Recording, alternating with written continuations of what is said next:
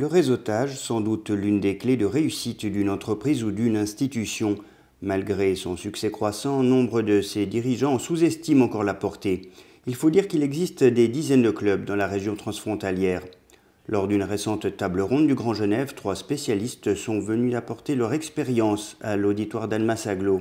Pour Michael Rigard, le président de la French Tech régionale, la démarche du réseautage relève avant tout d'un état d'esprit. Pour moi, le réseautage, c'est avant tout la capacité à aller vers les autres, à engager la parole et oser prendre des nouvelles, découvrir l'interlocuteur qu'on a en face de soi, voir aussi comment on peut l'aider. Parce que le réseautage, c'est pas simplement prendre ou nouer des contacts pour du business, c'est aussi cette capacité à nourrir le réseau pour qu'il vous nourrisse. Je pense que l'intérêt, c'est vraiment de ne pas accaparer son temps sur des personnes qu'on connaît déjà, d'oser faire le premier pas, aller découvrir de nouveaux profils. En plus d'être chef d'entreprise, le Genevois Alexis Jacques a fondé la rentrée des réseauteurs, événement annuel qui permet de mieux cibler l'association qui conviendra à chacun. Quand on est une entreprise, on a malheureusement ou heureusement des délais à tenir, des échéances, et donc c'est pas facile effectivement de se retrouver dans 150 clubs puis d'arriver à être partout.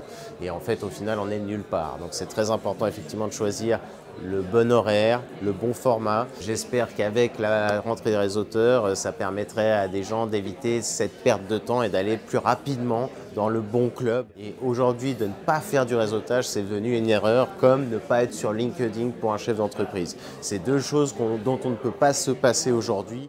Au milieu de groupements généralistes, il existe des clubs de réseautage plus ciblés. C'est le cas à Genève du Careers Women's Forum qui, comme son nom l'indique, s'adresse aux femmes d'affaires.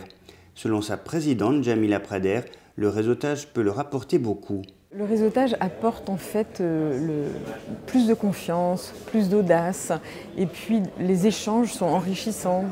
Comment on vit dans son entreprise, sa position de femme, est-ce que c'est un frein ou est-ce qu'au contraire c'en est pas un, et quand il y en a, comment on les surmonte? Je dirais qu'il faut se faire connaître, mais tout en étant discret. Il faut avoir confiance en soi, mais avec une espèce de simplicité, une singularité, parce que c'est comme ça qu'on va se faire accepter et coopter, comme vous dites.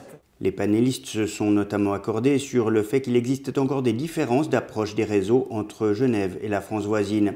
En plus des rencontres physiques, les réseaux sociaux et en particulier LinkedIn constituent un support complémentaire et essentiel dans les échanges professionnels.